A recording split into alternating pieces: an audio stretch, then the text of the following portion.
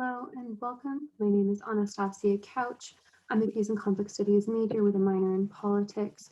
I'm going to be presenting to you this argument on the democratic consequences of a militarized police force titled Foreign Freedom, Domestic War.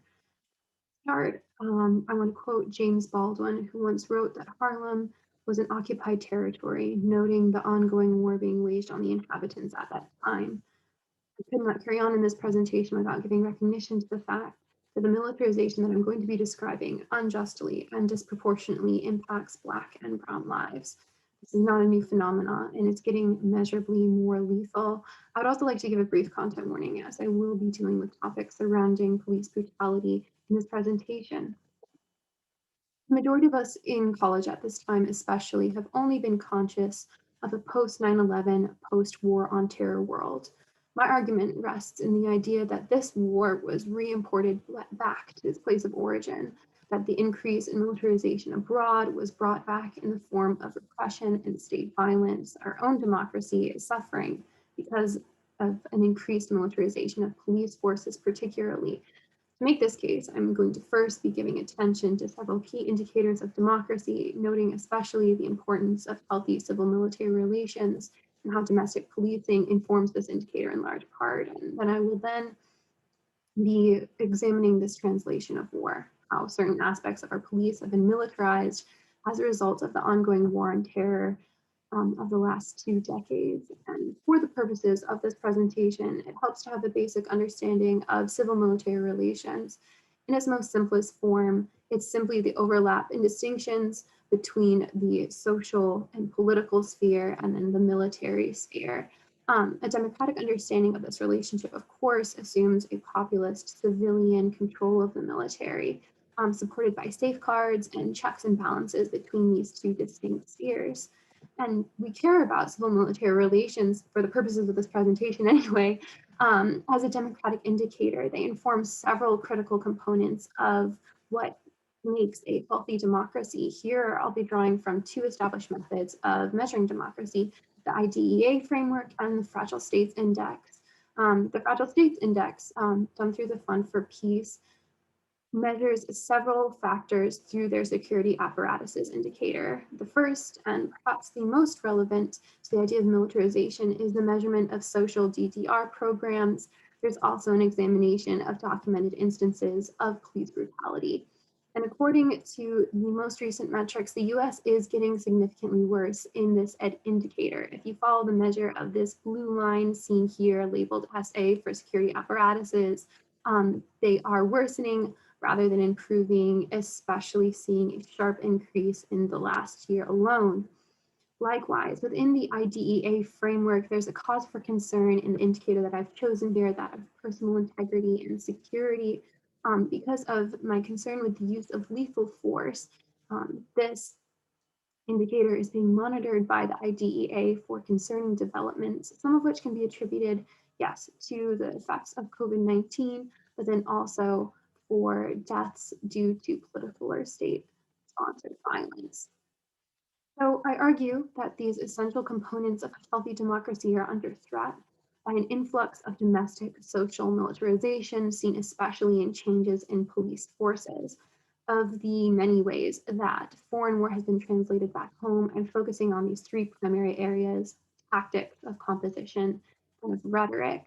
The same tactics that we used to wage freedom on other nations abroad are now being turned on us, revealing just how undemocratic they truly are. Of the changes in policing, the first aspect I'm going to be looking at, and the most visible by a long shot, is the adoption of tactics. There has been extensive research done on the residual impacts of programs such as the 1033 program, the 1122, which can inundate even small towns with military gear from the federal government, costing upwards of millions of dollars. However, in terms of execution and strategy, there's at least in the last 20 years, been a direct adoption of increasingly violent and fatal tactics. And this is bolstered by that influx of military grade weaponry, such as APCs or even MRAF vehicles at times. This use of lethal force, as measured by the researcher Lawson, can be identified as a direct result from militarization, particularly the militarization defined by this increased presence of weaponry. However, with the increased use of lethal tactics in general comes the risk of higher bodily harm and mortality, as discovered by the ACLU.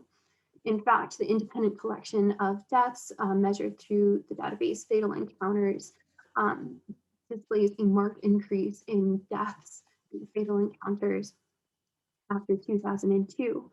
This change in tactic adaptation, while very much intertwined with the availability of military grade equipment, can be also seen in the deployment of SWAT teams.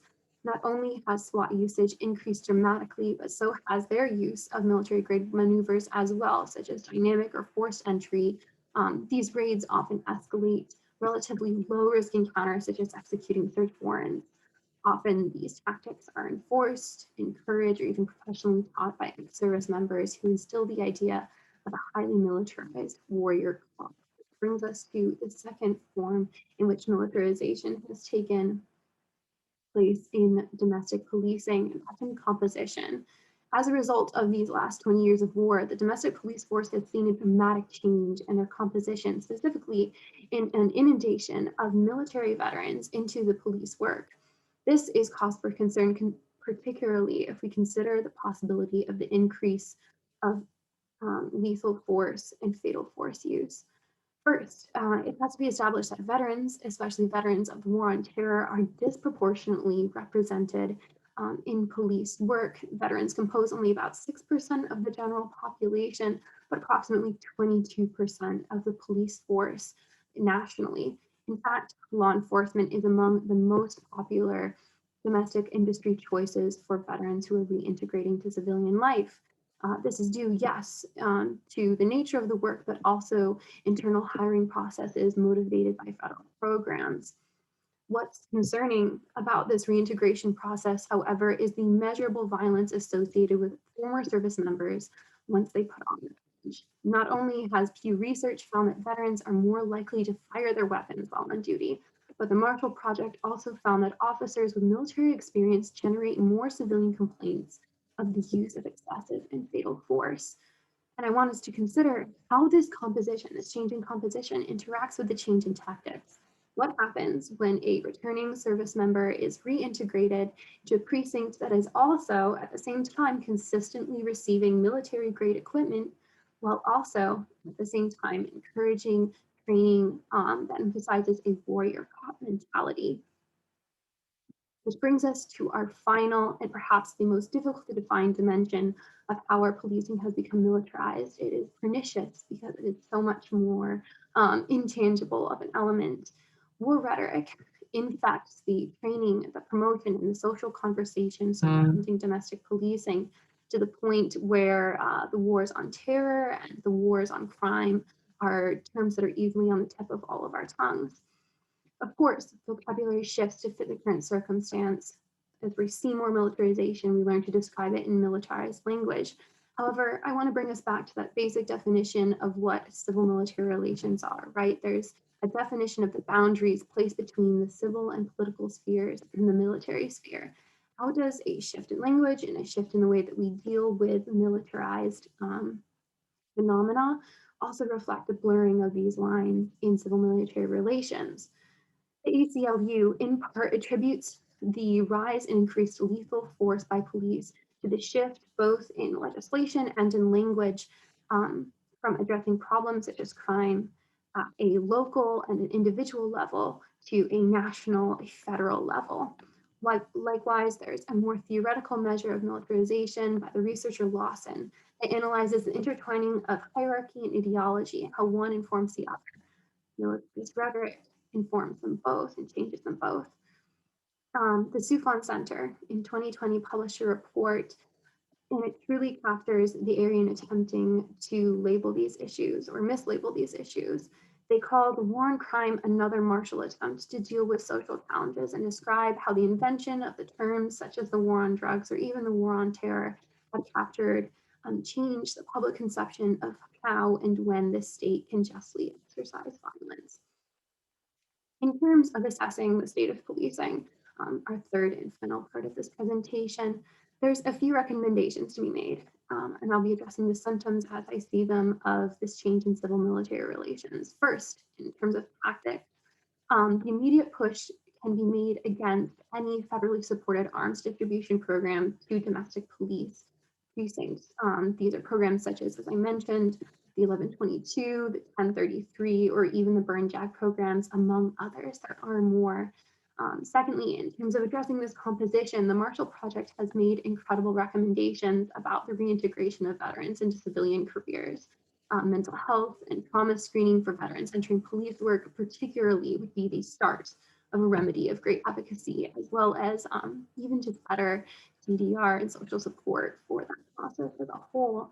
And finally, and perhaps the most challenging, would be confronting this militaristic rhetoric, particularly in how it changes our public and social perception of a militarized police force as it exists now. What could be recommended here would be a resistance to a normative perspective, especially in the ways that we interrogate the state of policing. And what I would like to leave with my audience is the start to your own process of interrogation. Um, this process of analyzing how seeking foreign freedom abroad brought about a domestic war in the form of an over-militarized police force. My contact information is here on the final slide. If you have any questions or would like to continue this conversation, don't hesitate to reach out. May peace be with you. Thank you for joining.